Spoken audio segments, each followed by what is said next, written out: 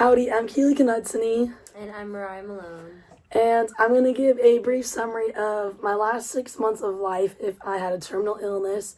So basically, I would drop out of school, stay here for a couple weeks, say bye to my core friends, everyone else, and then go home for a little bit, and then go travel to Patagonia with my parents and stay at the hotel I found while I was there this summer. And I'd maybe explore couple other countries, and then I'd go back to Arizona and volunteer a bunch because I love giving back to others. And then when I'm bedridden in my final weeks, I would really just want people to come share their memories with me and, kind of just stay comfortable. So that is my brief synopsis of my final 6 months. So what do you think of my plans? Would you suggest adding or removing anything? Why or why not? I would suggest specifically making a bucket list. I think it's so cool that you're wanting to volunteer and use the time left to help others. I think that's pretty nice. I also think traveling's fun. Everyone loves traveling. But maybe have more specific concrete goals. Like if you always wanted to skydive or always wanted to dye your hair pink. Just random activities to just, knock it off your bucket list. Try new things before you die.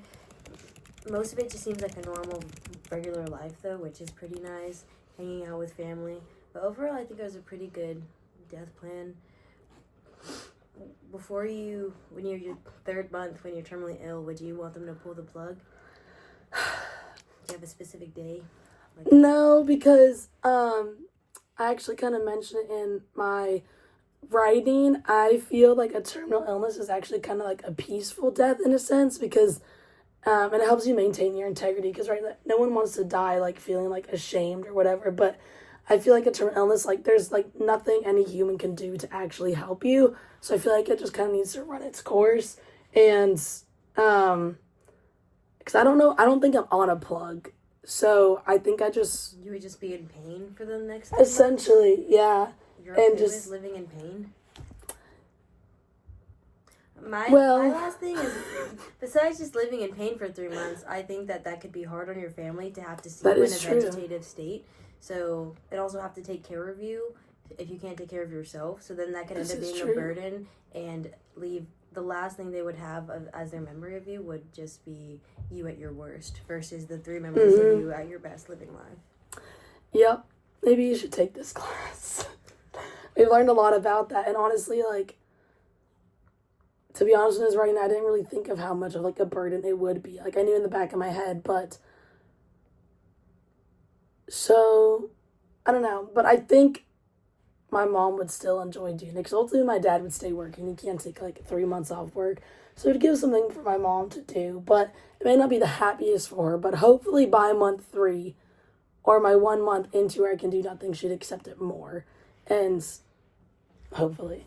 I feel like that could also be bad because then you're now leaving it on the hands of your family to have to say they have to decide when to call it quits, unless they just run it until you're a corpse that's rotting on your bed. Versus if you take it in your own hands and hey, this is how did you think about how you want your funeral to go?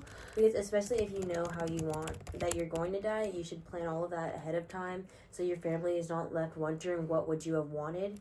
Such as, do they want me to unplug her on an even day or an odd day? How long into her corpse is rotting do I have to before starting the process? Just so it's one less thing for your grieving parents to have to deal with. I agree. Also, to answer, I want to be cremated and have a celebration of life. So I could definitely mention that, what I would want from them. So. Is your room the same, back home? Yeah. Would you want them to keep it the same?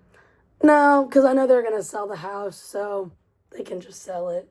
It may be harder for them to sell it at that point, but I would want them to keep living their life and their dreams that they want for retirement. So. Would you write them a going away letter? Probably, because I love letters. So. That's all. Sounds like a pretty nice life. Thank you, Malone.